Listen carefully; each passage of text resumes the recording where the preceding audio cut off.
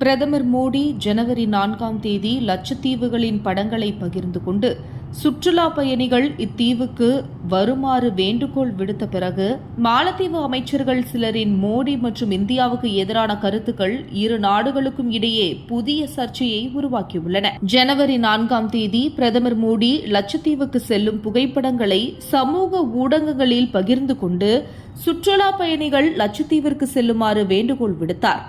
இதனைத் தொடர்ந்து சுற்றுலா பயணிகள் இனி மாலத்தீவுக்கு போகாமல் லட்சத்தீவுக்கு செல்ல வேண்டும் என்று சமூக வலைதளங்களில் சிலர் கூறத் தொடங்கினர். சில மாலத்தீவின் சமூக ஊடக ஆர்வலர்கள் மற்றும் அதிபர் முகமது முய்சுவின் அரசாங்கத்தின் சில அமைச்சர்கள் மாலத்தீவை லட்சத்தீவுடன் ஒப்பிடுவதை எதிர்மறையான கோணத்தில் பார்த்து பிரதமருக்கும் இந்தியாவுக்கும் எதிராக ஆட்சேபகரமான கருத்துக்களை தெரிவித்தனர். இந்த கருத்துகளுக்கு பிறகு இந்தியாவில் உள்ள சில பொதுவான பயனர்கள் மற்றும் பிரபலங்களும் சர்ச்சையில் குதித்து மாலத்தீவை புறக்கணிக்க வேண்டும் என்ற முழக்கத்தை முன்வைத்தனர். சுற்றுலா பயண நிறுவனமான இஸ்மைட் ட்ரிப் மாலத்தீவுக்கான முன்பதிவை கூட ரத்து செய்தது.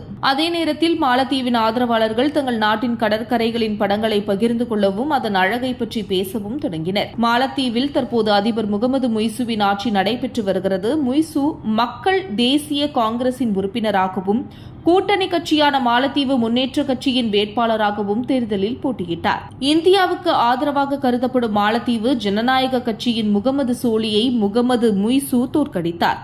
அவரது கட்சி தேர்தலுக்கு முன்பு இந்தியா அவுட் என்ற முழக்கத்தை முன்னெடுத்திருந்தது. தேர்தலில் வெற்றி பெற்ற பிறகு மாலத்தீவில் இருக்கும் இந்திய ராணுவ வீரர்களை இந்தியாவுக்கே திருப்பி அனுப்பப் போவதாக முய்சு கூறியிருந்தார்.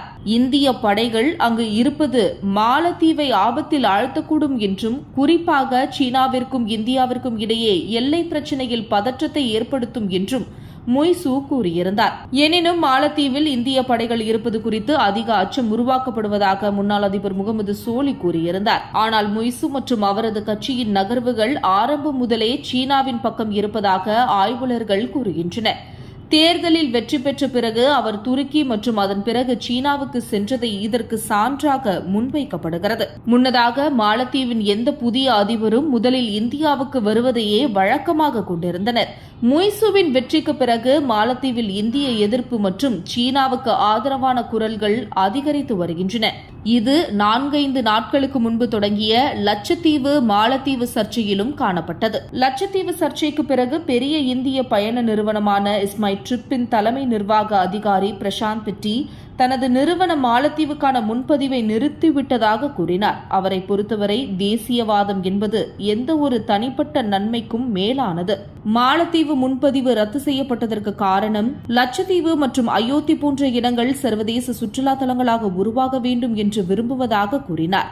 இதுகுறித்து பாலிவுட் பிரபலங்கள், சோசியல் மீடியா இன்ஃபுளுசர்கள் என பலரும் தங்கள் கருத்துக்களை தெரிவித்து வருகின்றனர். இந்த கருத்துக்களுக்கு பிறகு இவ்விரு நாடுகளுக்கிடையேயான பரஸ்பர உறவுகள் போன்ற தீவிரமான பிரச்சினைகளில் அரசாங்கங்களின் நிலைப்பாடு சமூக ஊடகங்களில் வெளியிடப்படும் ஆத்திரமூட்டும் கருத்துக்களால் பாதிக்கப்படுமா என்ற கேள்வியும் எழுப்பப்படுகிறது.